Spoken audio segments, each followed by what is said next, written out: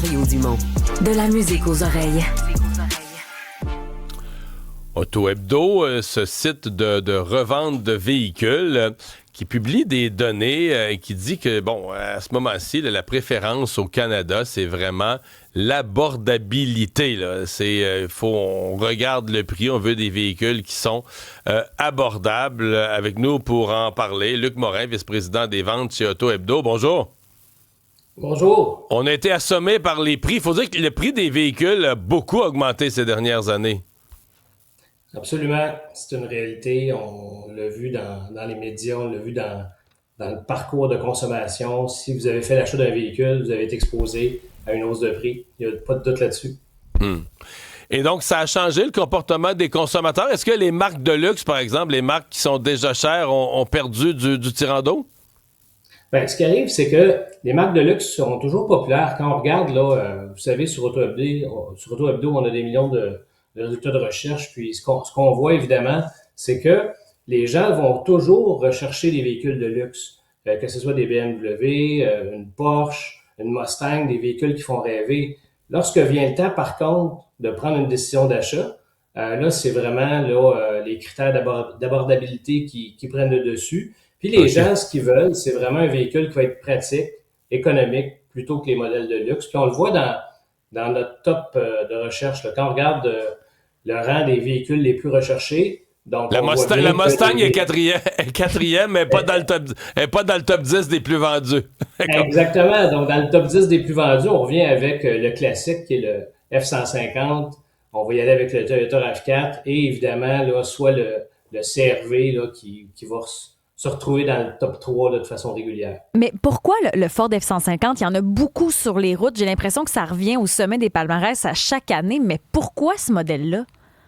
Bien, pourquoi ce modèle-là? C'est historique. C'est un véhicule qui a toujours été prisé par les consommateurs. Puis, que ce soit les gens qui utilisent le F-150 pour leur travail, il y en a énormément au niveau des entrepreneurs. Mais il y a énormément, beaucoup de gens qui s'en servent aussi pour le plein air.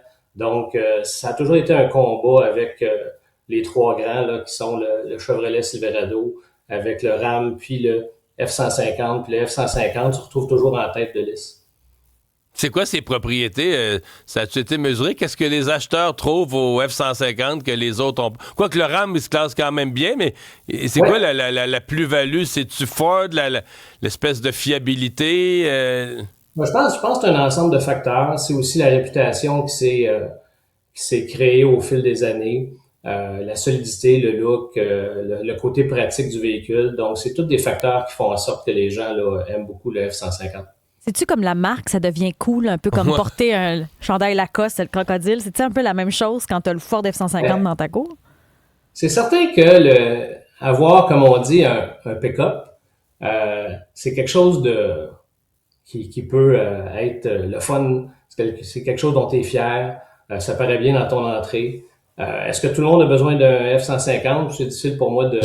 J'allais la poser la question. On a-tu des chiffres là-dessus? Parce que tu as des gens, je veux dire, qui travaillent dans des domaines où il faut transporter du matériel, la construction ou autre. Donc, tu as des gens qui ont un F-150 parce que c'est utile ou vraiment dans leurs activités à la limite de loisirs, mais qui l'utilisent, versus ceux qui veulent juste ça parce qu'ils veulent avoir un pick-up parce que c'est le fun et c'est beau.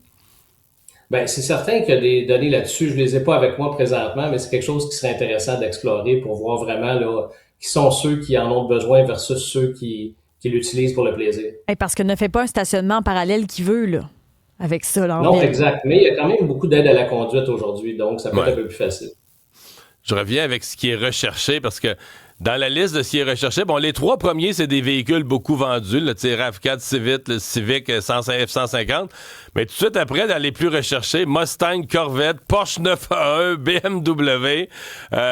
Donc, il y a une série de véhicules.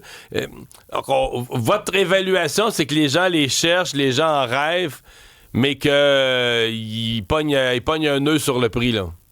Ben, juste, si on regarde d'un point de vue statistique, il n'y a aucun modèle de luxe qui s'est classé pour le top 10 des véhicules vendus. Donc, ça donne tout de suite une idée que lorsque vient le temps d'acheter, on y va avec le bon sens, puis aussi les réalités économiques. Là. C'est certain que tout ce qui s'est passé, si on se met dans la peau d'un consommateur, ce à quoi il a été exposé en 2025, les droits de douane, les les problèmes au niveau d'approvisionnement, une fluctuation du prix, la peur que le prix allait monter.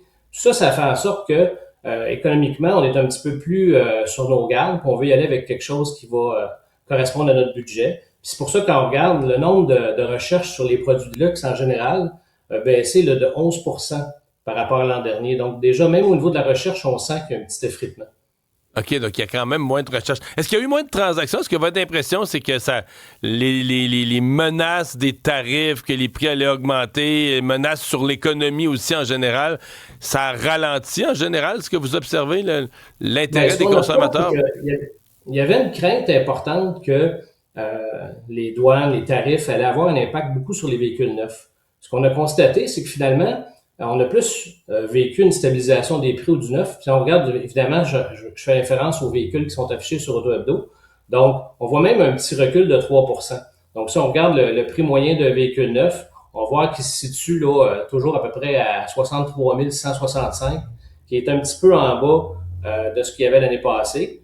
Par contre, c'est au niveau du usager qu'on voit un petit peu plus une augmentation des prix. Tu sais, on est toujours à des prix supérieurs à ce qu'on avait là à la période pré-pandémique. Parce que comme les gens ont eu une crainte par rapport au neuf, ben, il y a plus de demandes du côté de l'usager. Donc, ça fait automatiquement monter les prix un petit peu. Le prix moyen, c'est 63 000. Oui, c'est ça maintenant. Ça, c'est le prix moyen d'un véhicule neuf. C'est le prix moyen d'un véhicule neuf.